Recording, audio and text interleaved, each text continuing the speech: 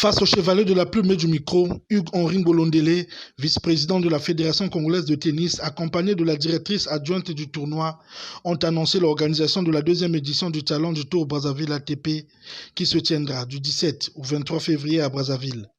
Prenant au premier la parole, Ruette Katel, directrice adjointe du tournoi, a énuméré quelques spécificités de cette deuxième édition.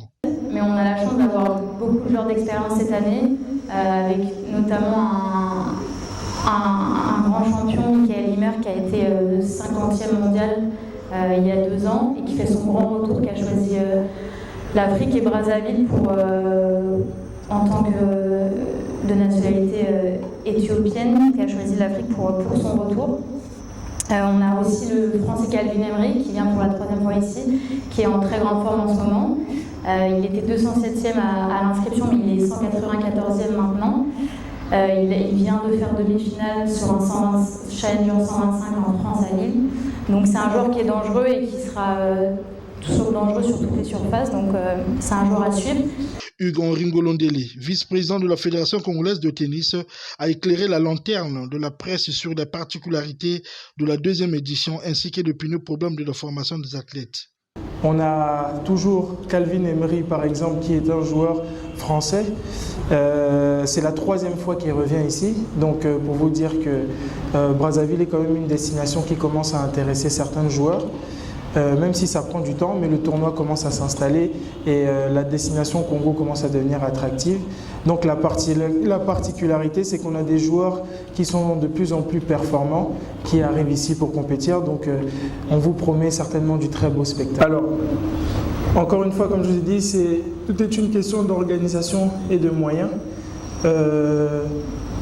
On a prévu d'envoyer chèques déjà au-delà des tournois ici en local qui s'organisent. Notre objectif, c'est de l'envoyer en formation à l'extérieur et qu'il aille compétir et qu'il aille se frotter un peu à la concurrence ailleurs dans les tournois qu'il y a dans le monde, que ce soit dans la sous-région ou que ce soit en France ou ailleurs. Comme la directrice adjointe vous le disait, on a eu des conversations fructueuses avec la Fédération française qui nous a accompagnés ici déjà dans l'entretien des cours. Ce sont des experts de Roland Garros qui sont venus ici pour transmettre leur savoir à l'équipe d'entretien. Donc c'est déjà, ça a été une très bonne chose, il y a eu de très bons résultats. Donc l'objectif, c'est de voir avec les autres fédérations comment on peut faire des échanges pour que nos joueurs puissent aller apprendre ailleurs. Comme je vous ai dit auparavant, que ce soit les joueurs, que ce soit les arbitres, que ce soit les coachs, on essaie de créer des passerelles et des ponts pour qu'il y ait un transfert de compétences et que nos joueurs deviennent de plus en plus performants. Hugues-Henri Ngolondele appelle également les populations à soutenir les efforts fournis jusque-là à l'organisation de ces tournois. Et en 3 ans, on a organisé 10 tournois de tennis. Et ce n'est pas rien, donc c'est vraiment des efforts qui sont encouragés à féliciter. Et je souhaite vraiment que tous les Congolais, en tout cas si la presse peut faire un bon relais pour que surtout les jeunes Congolais viennent nous assister, viennent nous encourager, viennent découvrir cette belle discipline qui est le tennis, ce serait vraiment encourageant et ça va nous permettre à nous aussi de donner la force de continuer à aller toujours plus loin.